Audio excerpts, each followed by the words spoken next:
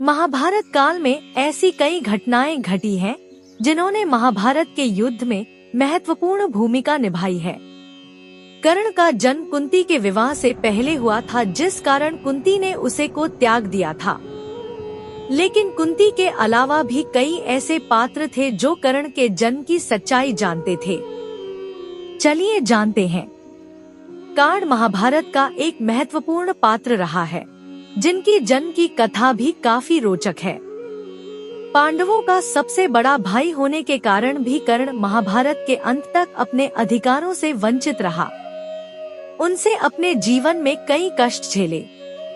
केवल दुर्योधन ने ही उसे अपना सच्चा मित्र माना, जिस कारण गलत होने के बाद भी कर्ण ने अंत तक दुर्योधन का साथ दिया। कैसे हुआ कर्ण का जन्म? कथा के अनुसार दुर्वासा ऋषि ने कुंती को एक वरदान दिया था, जिसके अनुसार वह किसी भी देवता का स्मरण करके पुत्र प्राप्त कर सकती थी।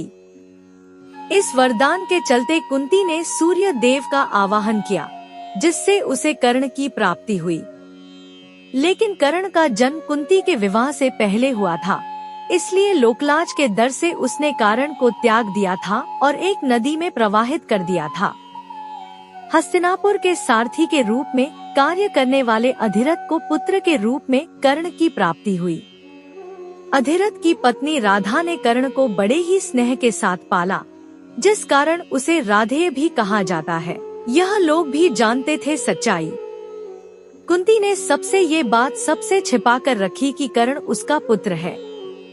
कुंती के अलावा कर्ण के जन्म की सच्चाई नारद ऋषि, भगवान कृष्ण और विदुर भी को पता थी। इसी के साथ भीष्म पितामह और महाभारत ग्रंथ के रचयिता वेदव्यास भी यह बात जानते थे कि कर्ण कुंती का पुत्र है। भीष्म को कैसे हुआ ज्ञात?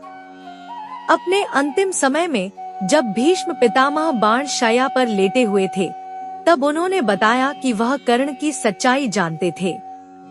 उन्होंने पता था कि कर्ण अधिरथ और राधा का पुत्र नहीं, बल्कि सूर्य का पुत्र है, जो वरदान के रूप में कुंती को प्राप्त हुआ था। जब कर्ण ने पूछा कि उन्हें यह बात कैसे ज्ञात हुआ, तब भीष्म बोले कि नारद ऋषि से उन्हें कर्ण का परिचय प्राप्त हुआ था। इसके बाद श्री कृष्ण और द्वैपायन व्यास से भी तुम्हारे जन्म का वृत्तांत ज्ञात हुआ।